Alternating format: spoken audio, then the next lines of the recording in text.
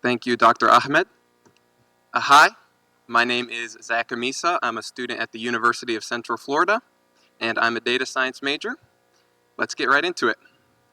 Our project deals heavily in the nonprofit sector.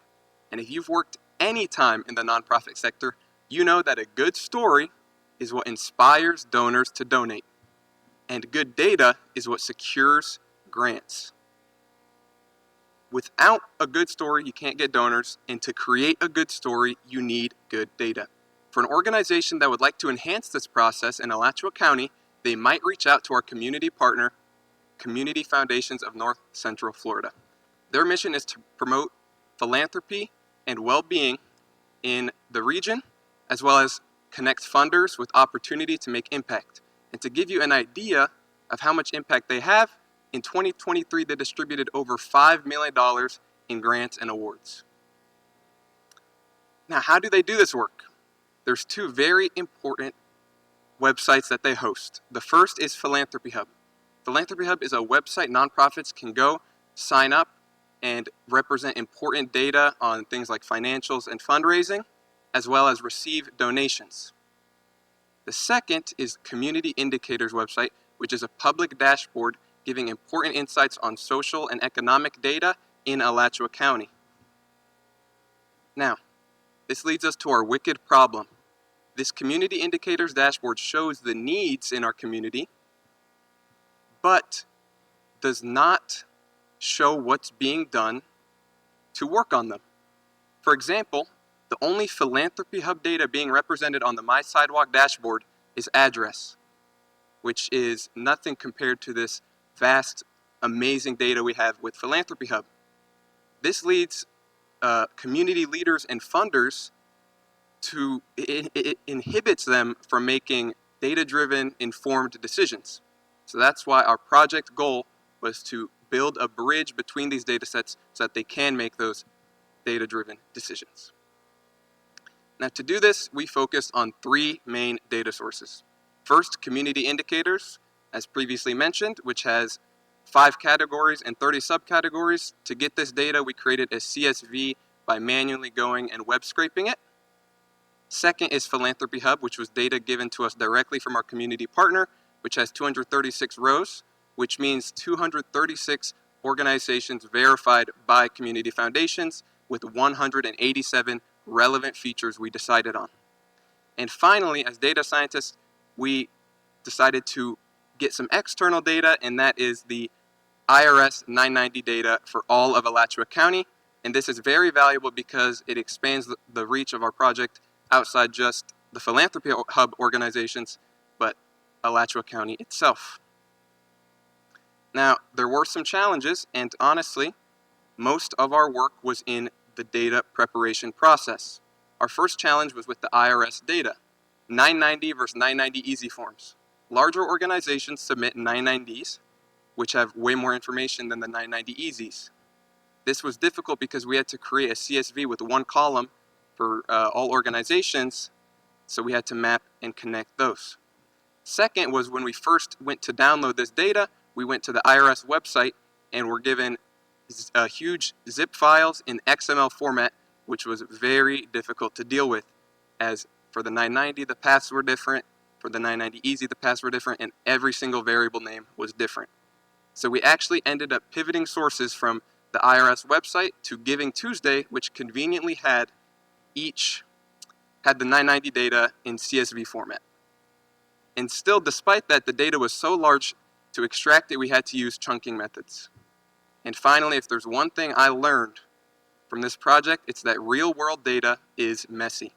The Philanthropy Hub data had many things like missing identification numbers and other variables. And to solve this, we had to manually go and search and verify the data and add it, as well as creating CSVs for any weirdly formatted data. But the biggest challenge of all, without a doubt, was connecting the causes between the three data sets. For example, Philanthropy Hub gives 23 GiveGab causes options to the nonprofits they can select.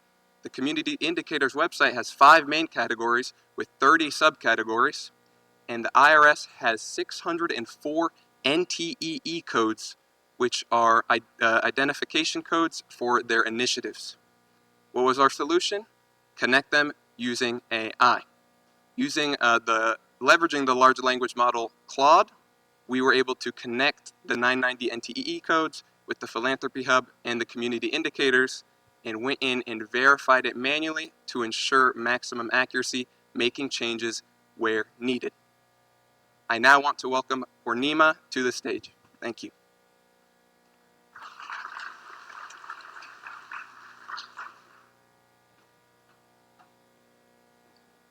Thank you, Zaka. Good evening, Jacksonville. And my name is Purnima Patil, and I'm a recent graduate from UNC Greensboro. So, I would like to present about our findings and also like some of the key takeaways from our project. So, when we first started working with Community Foundation, we thought the biggest challenge would be analyzing this data, but it wasn't. Our biggest challenge was connecting these data sources or to make them talk to each other. Each of these data set denoted something important. Like for community indicators, they were talking about like what are the community's needs. Philanthropy of data set were talking about like what the cause or what is the or what the nonprofits care about. And the IRS data talk about the financial performance. But none of this data set none of this data talk with each other. So our goal was to connect this data set and bridge this or bridge a gap. To do that, what we did was from the Philanthropy Hub, we took the Give Gap causes and we connected it to the community indicators through our AI matching. And also, we had like a EIN number from Philanthropy Hub. EIN is nothing but a unique tax identifier that we took, and we connected that to our IRS information. Once we were able to form this link, we were then able to able to form our connected data platform. Now that we have established this connected data platform, I would now like to show about the visualizations or the insights that we found. One of the first questions that we wanted to ask is, who is actually serving Alachua County? And to do that, what we did, we wanted to understand where these nonprofits are located. So if we click on the Alachua County, we are now able to see the organizations which are in Alachua. And if we try to click outside Alachua County, we'll be able to see the organizations which are outside Alachua. But location is just part of the story. We also wanted to understand what these organizations are serving, what are their initiatives. And on the right hand side, we can see this horizontal bar chart which tells us that education, youth, and health and wellness have like the most number of nonprofits. And so basically like this visualization is not only talking about like the list of causes or like just the location on the map. It is also giving us an information like where the cause is actually happening within the region. It's not only like talking or we can also like get information like where it is missing.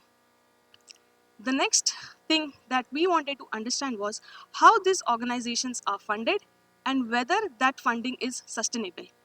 To do that, we categorize these organizations based on their sizes. And to our interest, we found that for large and medium organizations, most of the government funding was from federal and state. But for smaller organizations, they were dependent on the local contributions.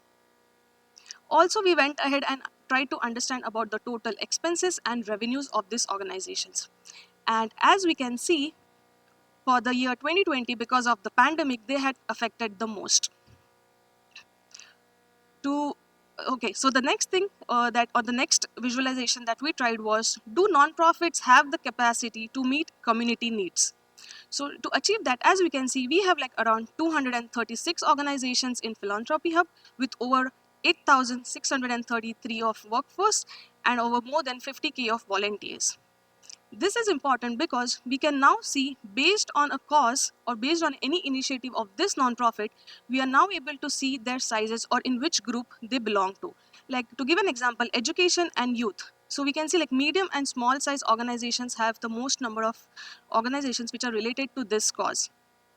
Similarly, for workforce composition, we wanted to understand what is their workforce, like a full-time employees, part-time, or interns, or contract employees. So we found out that full-time employees are the most number of contributions that we have, with also a significant contribution from the volunteers. Now that we have understood or we have got this insights from a Tableau demo, I would like to talk about some of the key takeaways from this. So let's say if I go to the community indicator dashboard website and I want to look at this metric, let's say early childhood education. Now, with our connected data platform, because we have connected our philanthropy hub dataset and we know that this belongs to the education and youth cause, I will now be able to show this dataset or this data into my community indicator. So let's say if I want to show the expense and the revenue details of these organizations from the last 5 years, now I'll be able to show that in my community indicator dashboard. Similarly, if I want to show or if I want to get information about life expectancy at birth, so we connected this with our IRS NTEE codes that we received, and it is like from E20 to E24, and this also belongs to our health and wellness. So we will now be able to show that data in our community indicator metric. To give an example, we can now show the organizations of different sizes belonging to this health and wellness cause. Having said that, to summarize, these connected data platform that we have built now, the Community Foundation will now be able to show these key metrics like organization size, workforce composition, or the geographical distributions in our community indicator metrics. And this will also help the philanthropist and the other community needs. We will now be able to bridge that gap between these two.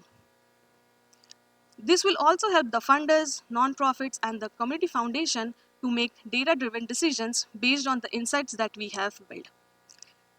To sum up, this is where like the story, the data, and the on-ground realities come together to make an impact in our community. Thank you. Thank you.